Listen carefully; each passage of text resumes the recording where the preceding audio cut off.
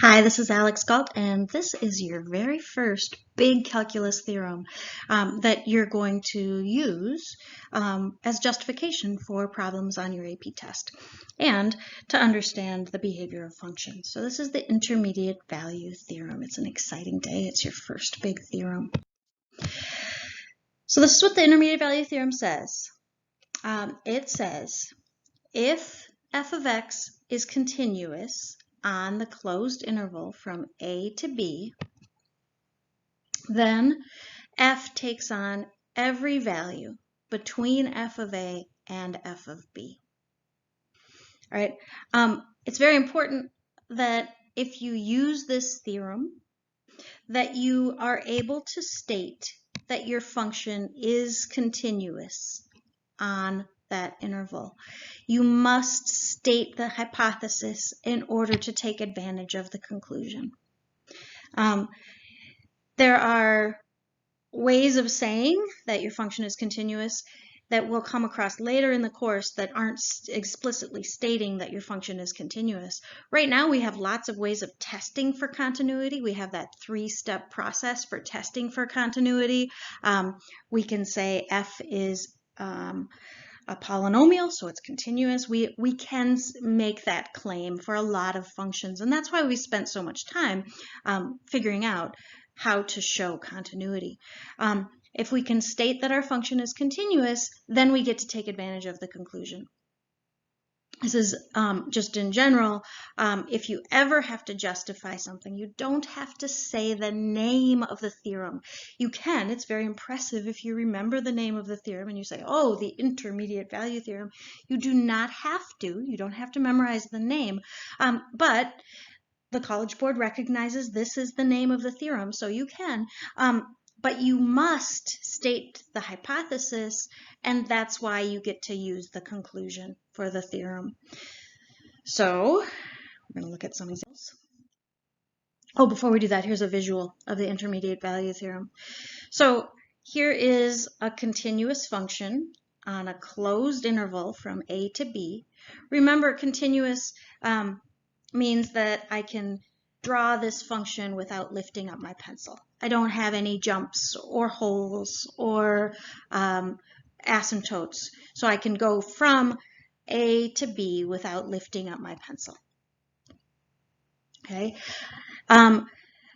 So what this theorem says is that for every y coordinate between f of A and f of B, my function takes on that value. And we can see that right here, our function is taking on all of the values between f of A and f of B, because there's no way to get from this point here to this point over here without crossing all of these y coordinates. As long as we have a continuous function. If we don't have a continuous function, then we could jump from f of A to f of B. But if we do, then we can't do any jumps. We have to be able to get there. Now, it might be that you're looking at this and saying, well, that's obvious. And that's fine. It's a very useful theorem, regardless of whether it's obvious or not, because it's how we can justify that our function has, like, let's say that f of A and f of B are both, f of A is negative maybe, and f of B is positive.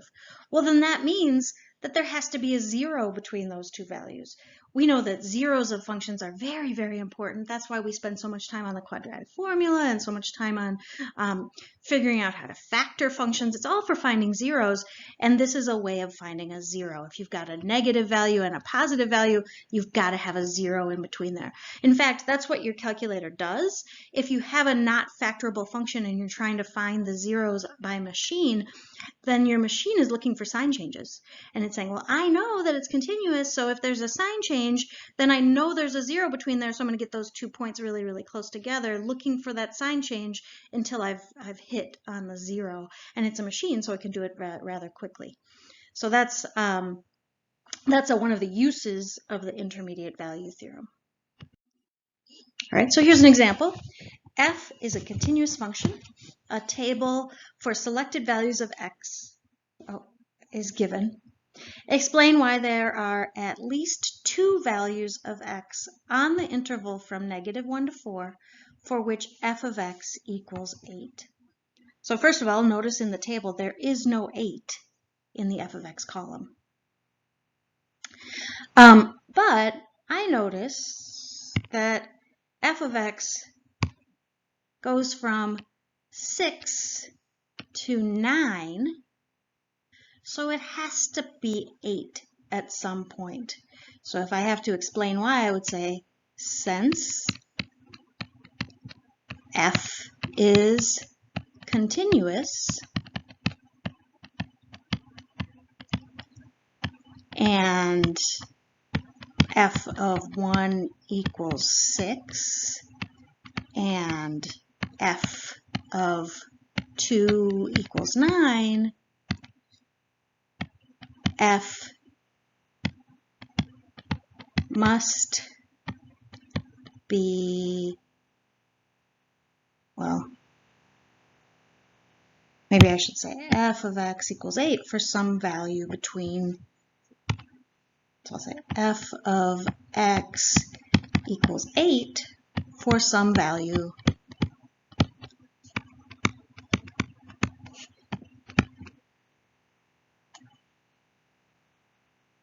and I'm not going to say between because I want to use really good math language. So here I'm saying that x is between 1 and 2. Since f is continuous and f of 1 equals 6 and f of 2 equals 9, f of x equals 8 for some value between 1 and 2. And then again, I can say that same sentence for 3 and 4 because the function goes from 10 to -1, so it would have to be 8 at some point in between 3 and 4 as well. So that same sentence would be justification for that value. It seems wordy. It also may use more language than math language than you're comfortable with. I want you to get comfortable with, if you want to say between, you use this kind of language. And if you, get comfortable with using function notation, because that's an important skill to have as you're navigating calculus language. You need to be able to be comfortable with the math part of that language. All right, here's a multiple choice type example.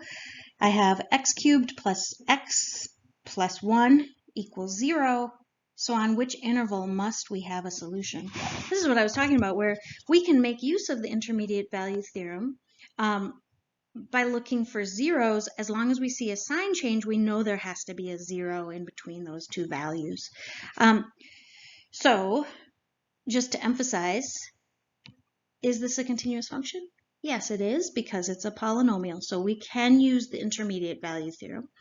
So let's go ahead and check these values. Let's try A. All right, so A says -5 to the 3rd power. So I'm checking, again, I'm checking f of -5 here. Plus -5 plus 1. I don't actually really care about what the answer is. I do care about the sign of the answer. So I know that this would be a big negative, -125 minus 5 plus 1. Well, I can't actually figure out that's -129. Now I'm going to figure out what f of -3 is. And so I'll do -3 cubed plus -3 plus 1. So -27 and -30 plus 1 would be -29. I don't see a sign change there, so I'm not going to guarantee that there's a 0 between -5 and -3.